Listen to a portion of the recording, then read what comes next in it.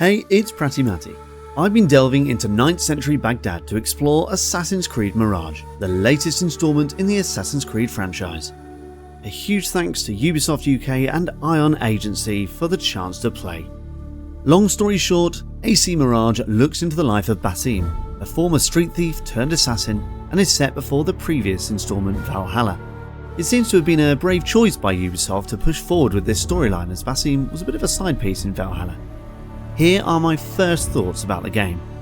When you first enter Baghdad, you're met with a sprawling and open city with plenty of rooftops and NPCs milling about minding their own business. The scale of this game seems at first to be a little smaller, but its ambitions are far greater.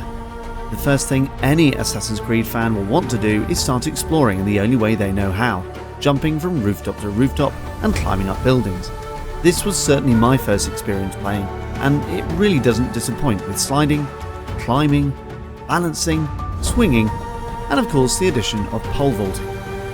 The movement feels good. However, there is a distinct lack of handholds in some parts of the game, for a good reason certainly. Climbing has taken a bit of a turn backwards. You don't seem to have the same ability in climbing like the last installments in the game. Rock climbing too only gets you so far, and I'll be honest, I'm all for it. The previous Assassin titles have been expansive and full of, well, everything. They're huge games.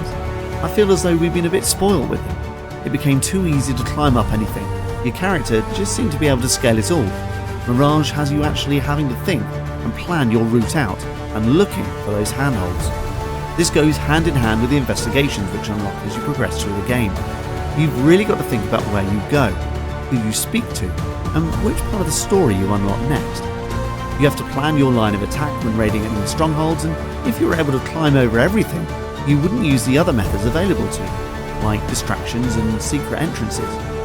The combat seems similar to Valhalla, although there is a little less levelling involved, and the hidden blade seems to make short work of most of the opponents you face. And of course, there are lovely throwing knives for enemies to contend with too. It pays off to hide in the shadows. Like the older games, facing off hordes of enemies is difficult, time-consuming and boring. Using the environment to help you hide, provide smoke cover or knock things down is essential to make your battle as small as possible. You'll also want to utilise running away and hiding as an option when overwhelmed. Alternatively, you can pay people off or rip down some wanted posters. The skill tree has taken a big step back from previous games as well.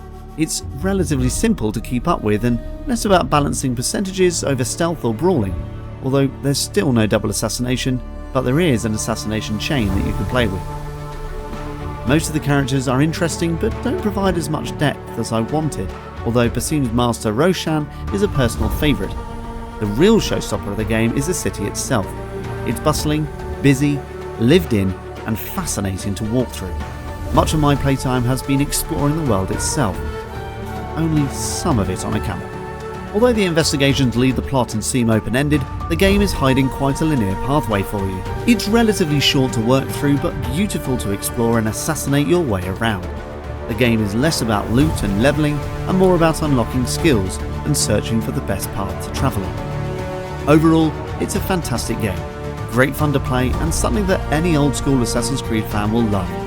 The primary goal of this game, I feel, is to make a smaller, more detailed world to live in, explore and uncover.